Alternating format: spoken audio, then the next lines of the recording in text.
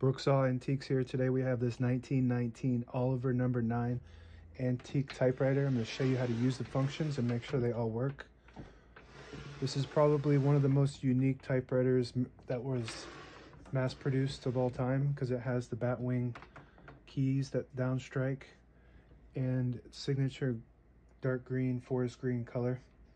This has a little bit of rust, so you might not be able to tell.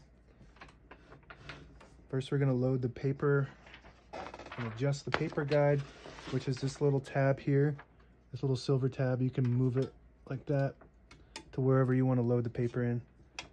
And I'm going to put it right there. And then you're going to line up these holders. There's adjustable holders like on each side here. So when you feed the paper in from all the way in the back, I'm going to move that closer to the edge. Feed the paper in. I'm at a weird angle, and then it should feed right through those holders, and you can adjust them to be lined up so it feeds it right.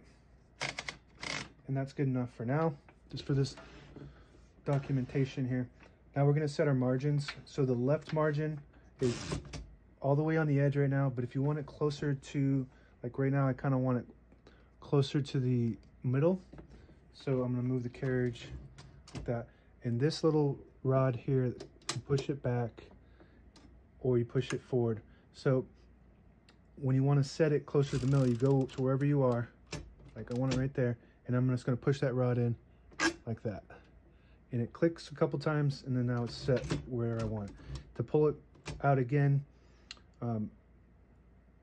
if you want it closer to the middle, then you pull it out by pushing it back, and you can also push this button and push it back, and then set it again like that.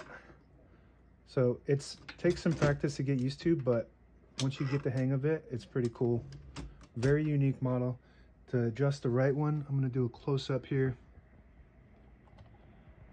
There's a little tab behind this. This is the backspace. I'll show you how to use that in a little bit. You push it down like this, and then you push it, if you want it closer to the middle, you push it like that, or pull it out. It's very old, but it still works. You pull it out by pushing it down and just pulling it. And there's measurements on there so you can get an exact measurement and make sure it's in one of those notches. And now we have that margin right on the edge. Good to go. Now we're going to type. I'm going to zoom out.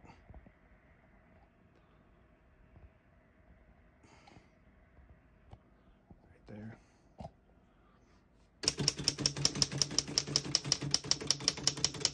And as you can see, the keys are coming down very uniquely like that.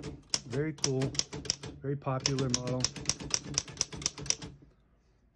And that's all the keys. And now if you want to type, so when you want to skip a line, you just hit this knob here and it automatically will skip a line 1, 2, or 3. Right now we have it on single. I'm going to show you how to change it to double. So you're going to pull this little tab out. Sometimes it's hard if they're old, and then just pull it up, and the farther up you go, the more, and you might need to help it. So you just pull this out and push it up, and then when you hit this, it'll skip 2 or 3.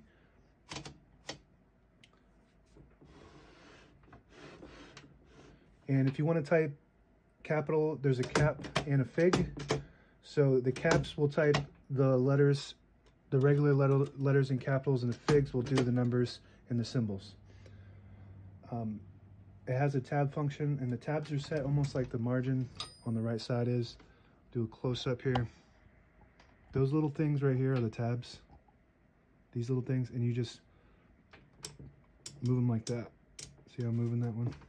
And to move it to the other side, you got to just kind of tilt it and move it at the same time. Takes some practice, but it works. And once you hit the tab when you're at the beginning of the margin, zoom out. It'll stop at each one of those little tabs. And right now we have 3 on here, so it goes all the way to the end once you get past those 3. But those work good. The right button here is your right margin release.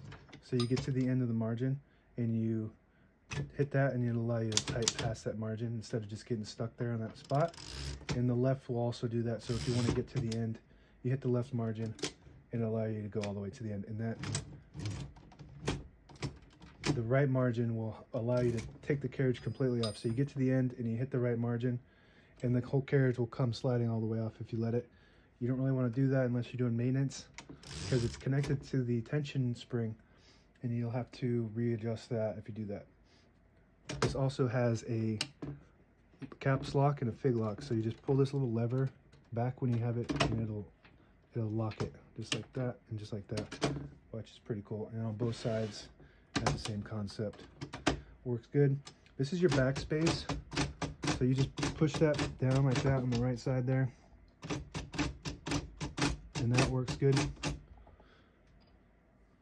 We have, to pull the page out easy, there's a little lever on each side here behind the knob, and that unlocks the rollers underneath the plat, allowing you to load, to pull the paper out easier, load thicker paper like carbon copy or cardstock.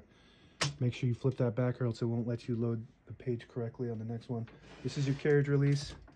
Underneath the knob there, allows you to control the carriage freely. You got one on this side too, but it's different. It's a knob, you push that in. So if you hold like that, you can maneuver that freely. And this is the same, this one right here, if you flip that up, that's the same thing where you disable the rollers underneath the plat, allowing you to pull the page out easier, load thicker paper, just like on that side. This knob will disable the spacing mechanism so you can get to an exact spot on the page. You don't hear those clicks when you have that all the way back, so you flip it forward. Each one of those clicks is one space, and that works good. So it's this lever right there. And this is your tension spring that pulls the carriage. And there's a little screw in there, and you can tighten it from that, or you can just load it by hand, which is the way I like to do it. And that's it. Now available on eBay or Etsy. Search Brooksaw Antiques.